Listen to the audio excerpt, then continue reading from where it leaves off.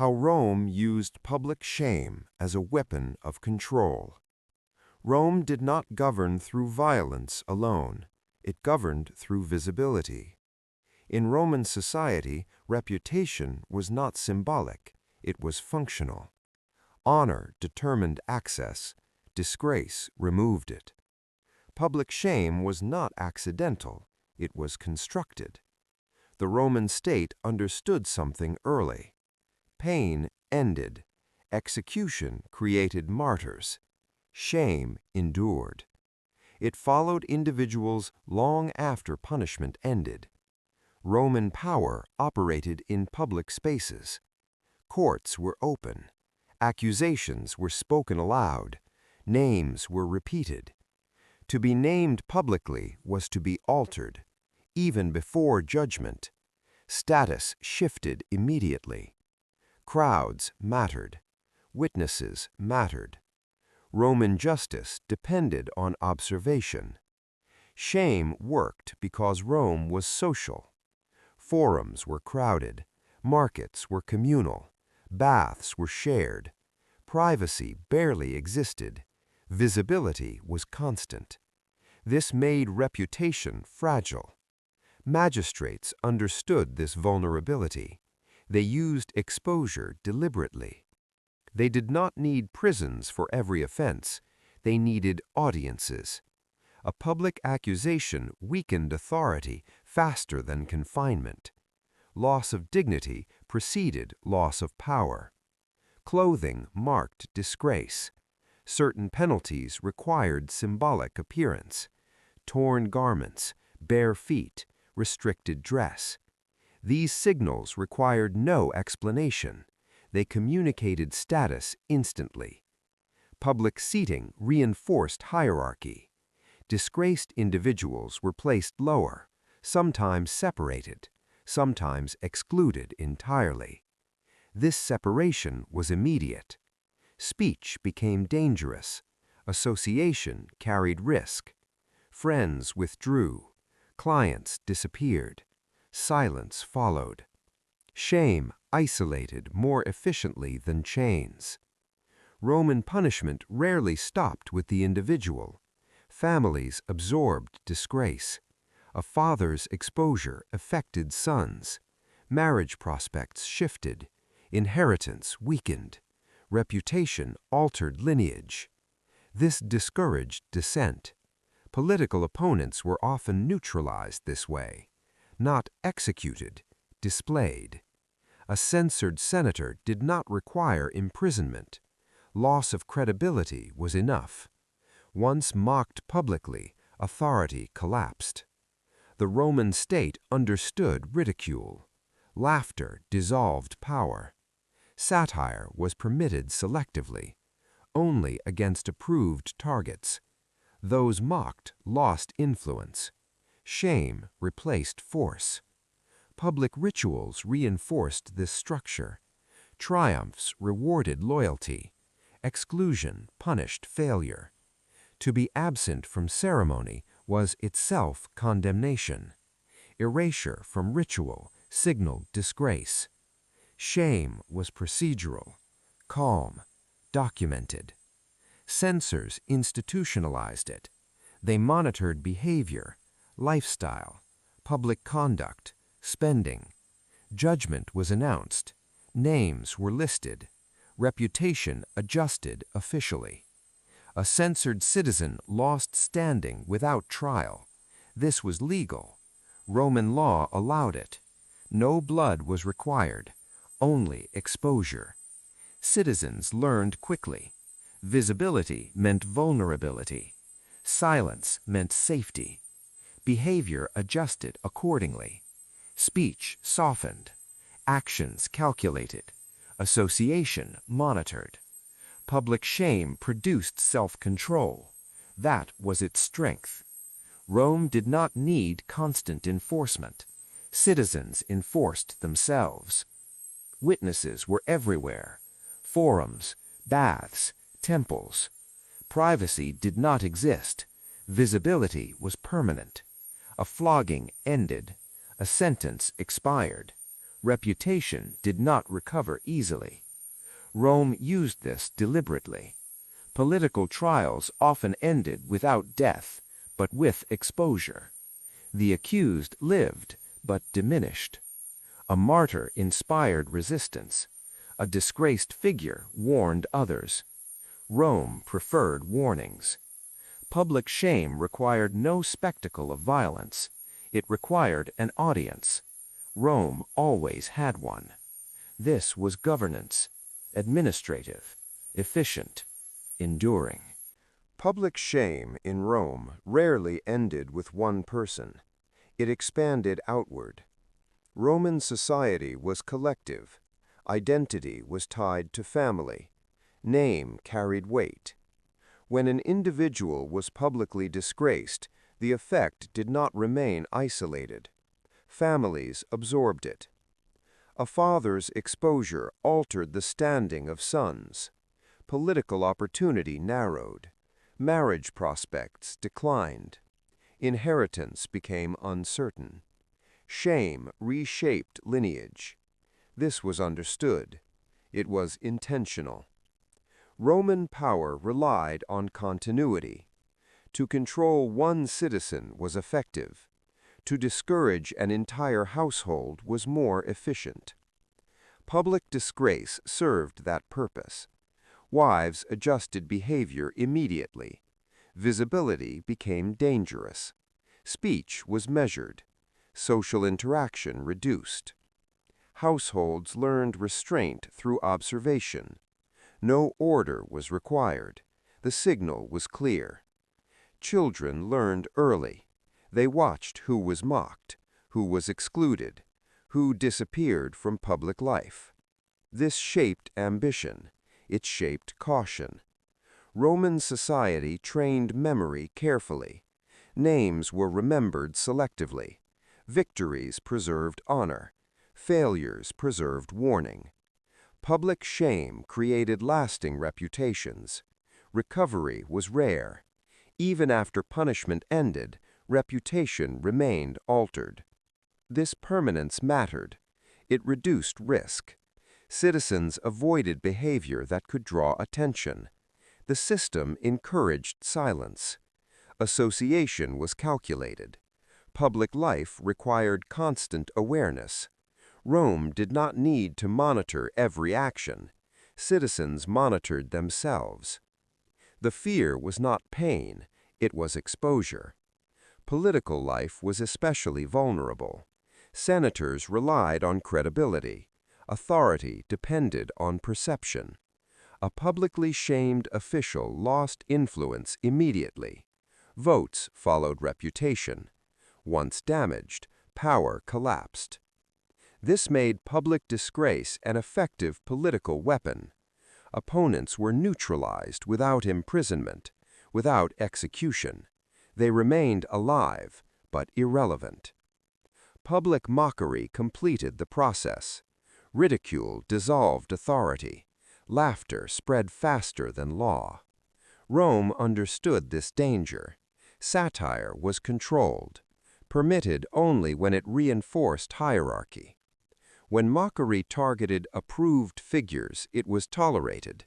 When it challenged authority, it was suppressed. This selective tolerance maintained order. Public shame also operated through absence. Exclusion from rituals mattered. Public ceremonies reinforced hierarchy. To be missing was to be noticed. Absence communicated disgrace without words. Citizens understood these signals instinctively. The system required no explanation.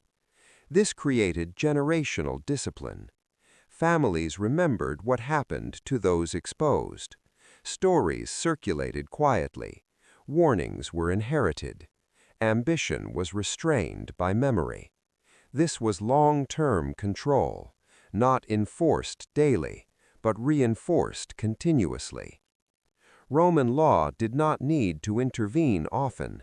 Custom carried the burden. Culture enforced compliance. Public shame became normalized. It was not cruelty. It was administration. a method of aligning behavior, of preserving hierarchy, of maintaining order. Rome relied on this because it worked efficiently, quietly, across generations. Theme: ritual, space, and public visibility.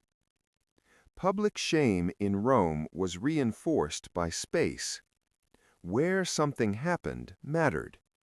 Roman cities were designed for visibility. Forums were open. Courts were central. Temples were public. Power operated where people gathered. This made shame unavoidable. To be accused in a private room was one thing. To be accused in the forum was permanent.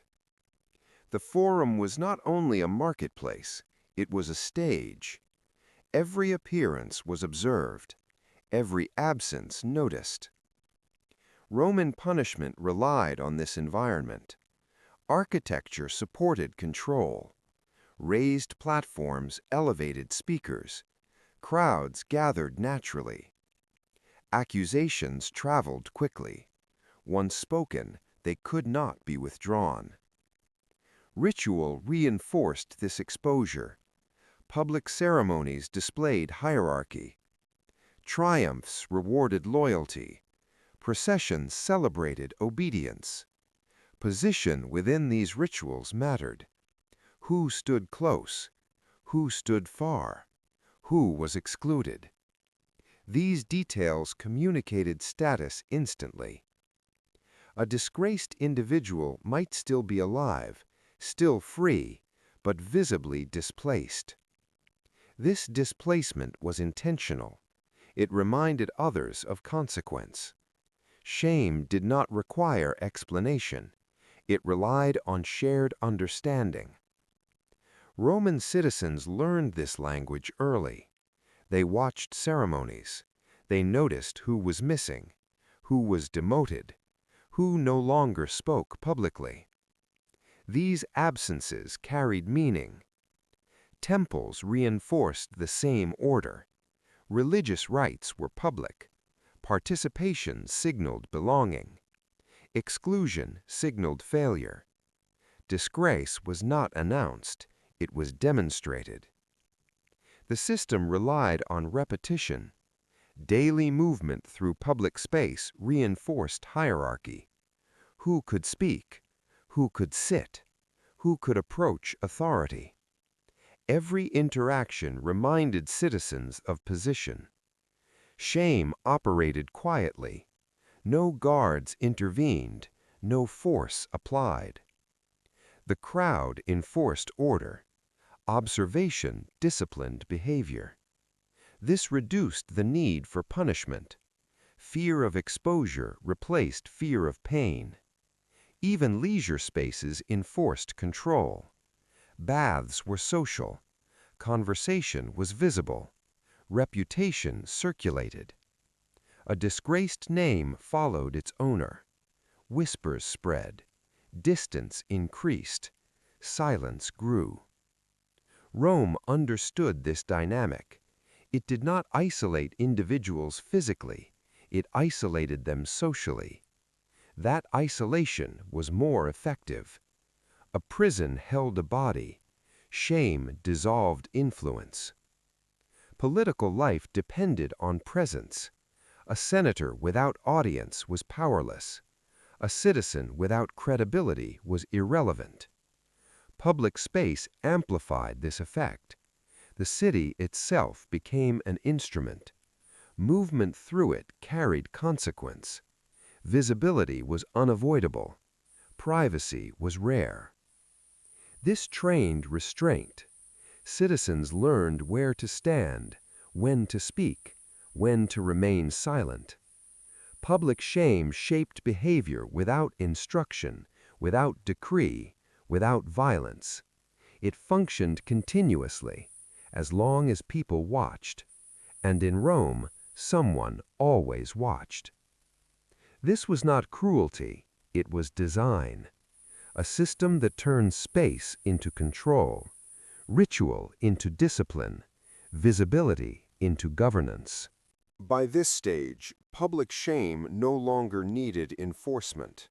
It operated automatically.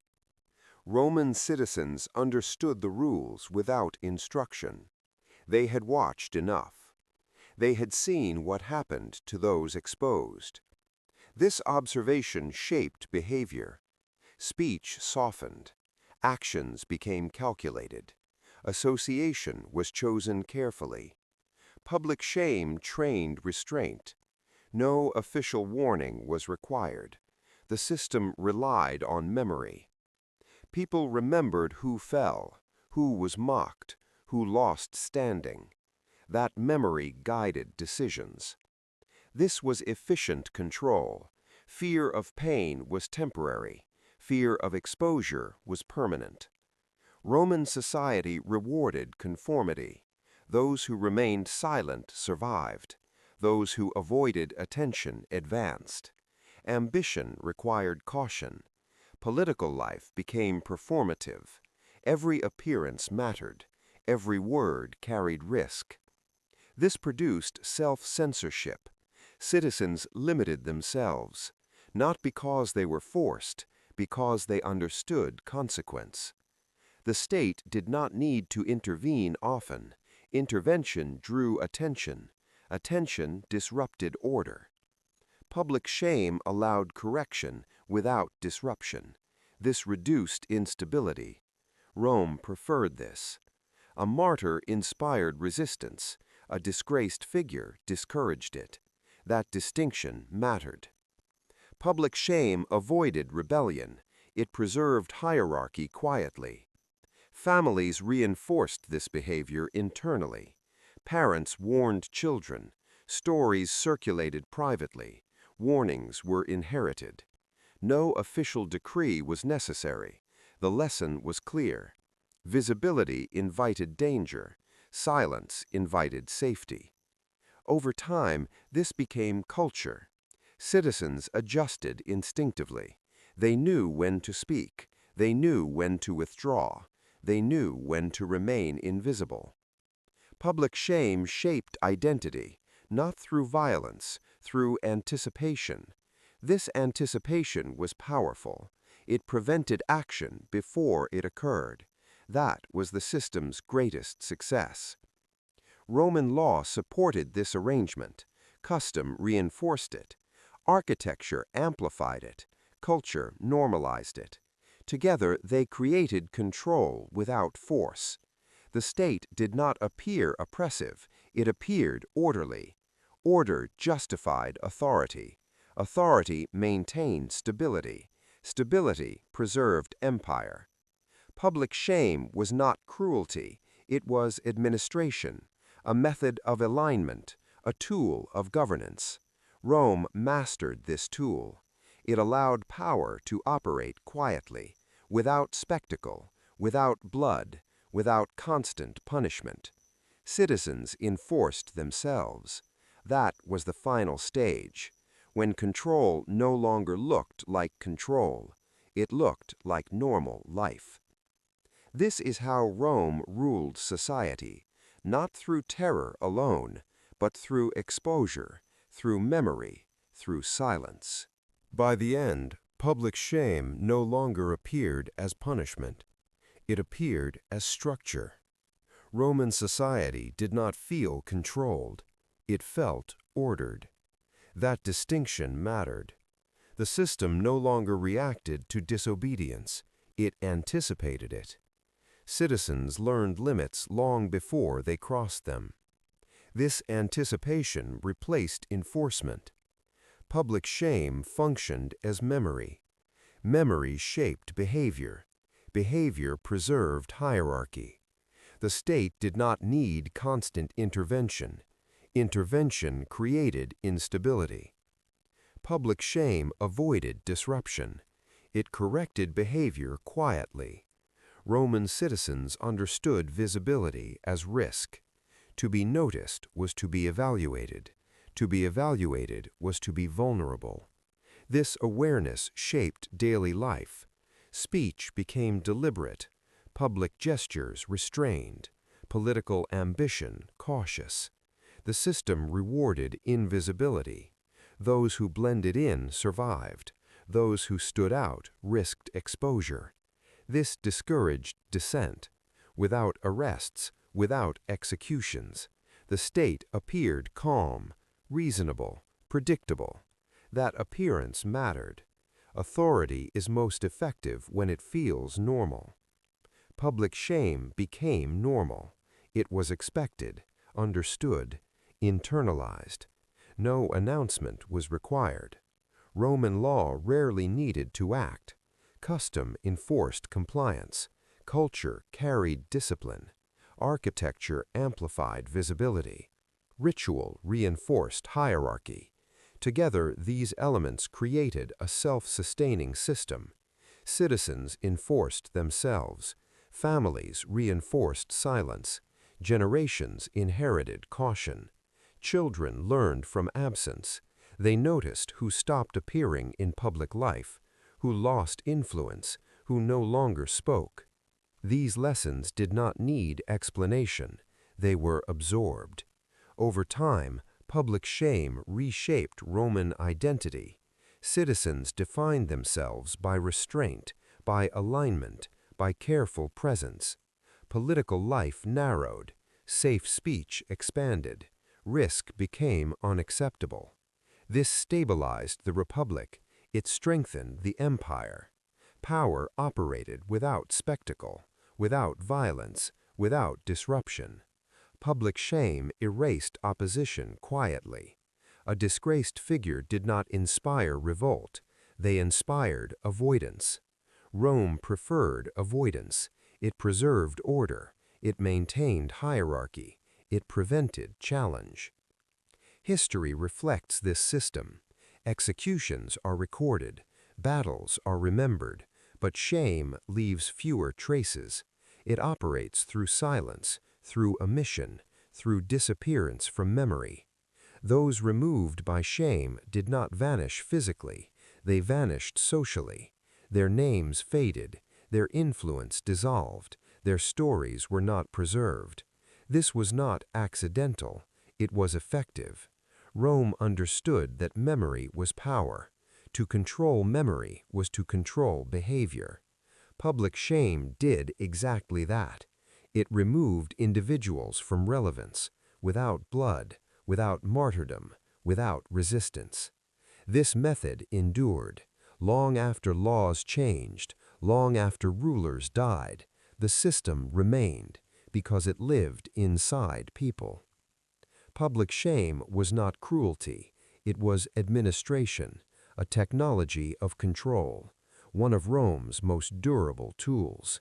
It ruled society not by force alone, but by exposure, by memory, by silence. That was the weapon, and it worked. Silence. By the final stage, the system no longer required explanation. It functioned automatically. Roman society understood the rules. No announcement was needed. Public shame had already done its work. Citizens adjusted behavior instinctively. They avoided attention. They measured speech. They calculated association. This was not fear of punishment. It was fear of exposure. Exposure threatened reputation. Reputation defined survival. The state no longer needed to act. People acted for it. This was the most effective form of control. Violence demanded response. Shame demanded silence. Silence preserved order.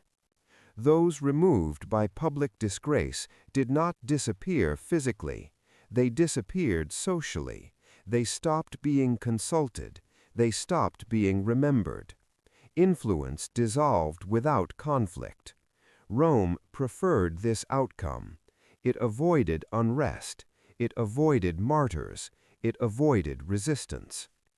History often records executions. It rarely records humiliation. But humiliation shaped behavior more consistently. It trained caution. It enforced hierarchy. It preserved authority quietly. Public shame was not dramatic. It was procedural, administrative, routine. That routine allowed power to endure, without spectacle, without force, without interruption. Rome ruled not only through law and punishment, it ruled through visibility, through memory, through silence. That was the weapon, and it required no blood. Silence. This system did not collapse, it endured, because it required no force to maintain. It lived in behavior, in restraint, in silence. Public shame became invisible governance. It shaped choices before action. It removed challenge before resistance. Rome did not need to kill its enemies publicly. It needed them diminished, unseen, unremembered. That absence preserved order, and order preserved power. Silence. Public shame in Rome did not exist in isolation.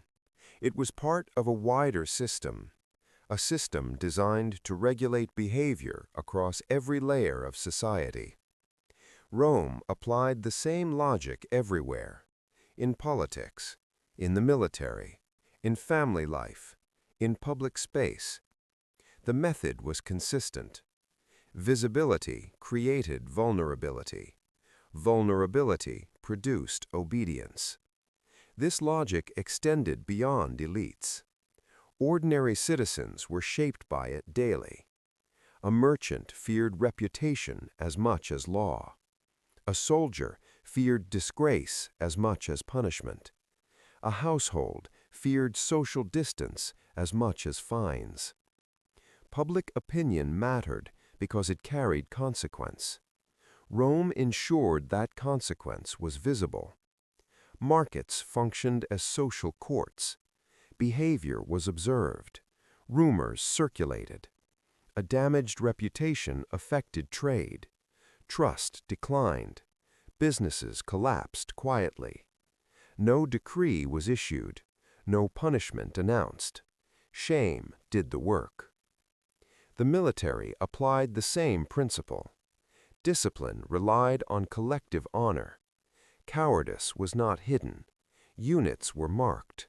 Standards were removed. Assignments changed. A disgraced unit carried memory forward. Future behavior adjusted accordingly. Fear of dishonor maintained order more effectively than violence. Executions removed soldiers. Shame reshaped armies. Rome understood this distinction. It avoided unnecessary bloodshed. It preferred correction. Families operated under the same pressure. Households were judged publicly. Excess behavior attracted attention. Improper associations raised suspicion. Reputation affected marriage, inheritance, social mobility. Parents enforced restraint internally. They did not need the state to intervene. The system extended into religion. Participation in rituals signaled belonging. Absence signaled distance. Distance invited scrutiny. Public worship reinforced hierarchy. Position mattered. Visibility mattered. Failure to appear carried meaning. Disgrace required no announcement. It was demonstrated. Roman architecture amplified this model. Cities were open. Movement was visible. Gatherings were unavoidable. The built environment reduced privacy. This was not accidental. It ensured continuous observation. Power relied on witnesses. Rome always provided them. This model expanded as the empire grew. Provincial cities adopted Roman norms. Local elites enforced Roman expectations. Honor became administrative. Shame became standardized. Control extended without constant occupation. Rome did not need soldiers everywhere. It needed acceptance of the system. Public shame created that acceptance. Provincial governors relied on reputation. Favor elevated, disfavor erased. Careers ended quietly. Influence dissolved. Local resistance weakened. The system scaled efficiently. This approach reduced rebellion. Martyrs inspired revolt. Disgraced figures discouraged it. Rome consistently chose discouragement.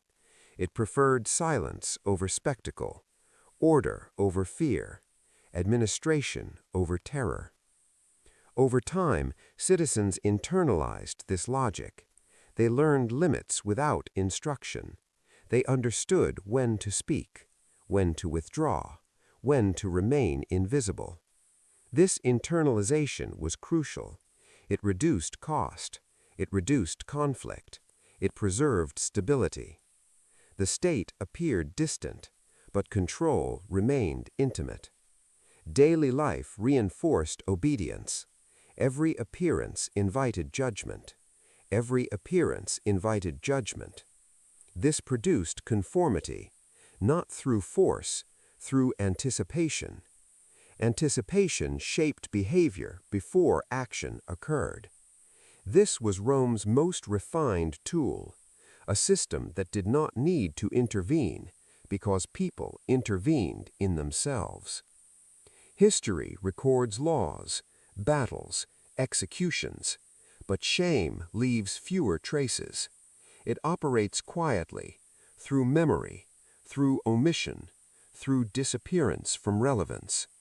Those removed by shame were not destroyed. They were diminished. Their influence narrowed. Their presence faded. Their names stopped circulating. This absence preserved order. Rome understood that power did not need constant display. It needed consistency. Public shame provided that consistency. It aligned behavior. It disciplined ambition. It maintained hierarchy. Without noise, without blood, without collapse. This system outlived individuals. It survived political change. It adapted to new